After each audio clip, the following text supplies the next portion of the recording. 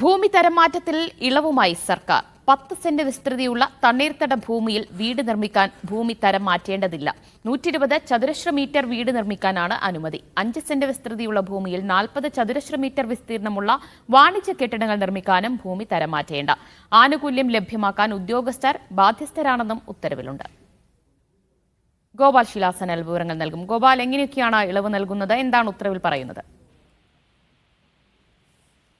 ദിവ്യ, ഈ ഭൂമി തരം മാറ്റത്തിൽ ഇളവുമായിട്ടുള്ള ഒരു ഉത്തരവാണ് ഇപ്പോൾ സർക്കാർ പുറത്തിറക്കിയിരിക്കുന്നത്. 4.04 വിസ്തൃതിയുള്ള തണ്ണീർത്തട ഭൂമിയിൽ വീട് നിർമ്മിക്കാൻ ഭൂമി തരം മാറ്റേണ്ടതില്ല എന്നതാണ് തദ്ദേശ സ്വയംഭരണ വകുപ്പ് പുറത്തിറക്കിയിരിക്കുന്ന ഉത്തരവിൽ പറയുന്നത്. 120 ചതുരശ്ര മീറ്റർ വീട് നിർമ്മിക്കാനാണ് ഇതിൽ അനുമതി നൽകിയിരിക്കുന്നത്. അതോടൊപ്പം തന്നെ 2.02 വിസ്തൃതിയുള്ള ഭൂമിയിൽ 40 ചതുരശ്ര മീറ്റർ വിസ്തീർണമുള്ള വാണിജ്യ കെട്ടിടങ്ങൾ നിർമ്മിക്കാനും ഇനി മുതൽ ഭൂമി തരം മാറ്റേണ്ടതില്ല.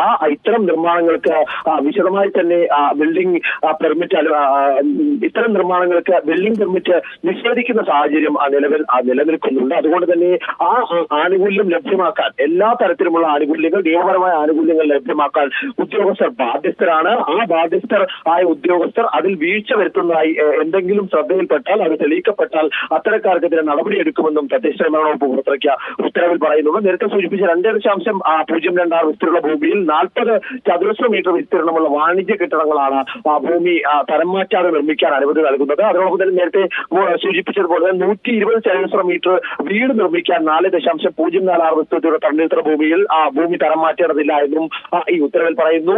ഇതൊരു സുപ്രധാന തീരുമാനം എന്ന് തന്നെയാണ് വിലയിരുത്തേണ്ടത്. യെസ്, എന്തായാലും തണ്ണീർത്തടത്തിൽ വീടാകാം എന്നുള്ള ഒരു ഇളവാണ് നൽകിയിരിക്കുന്നത്.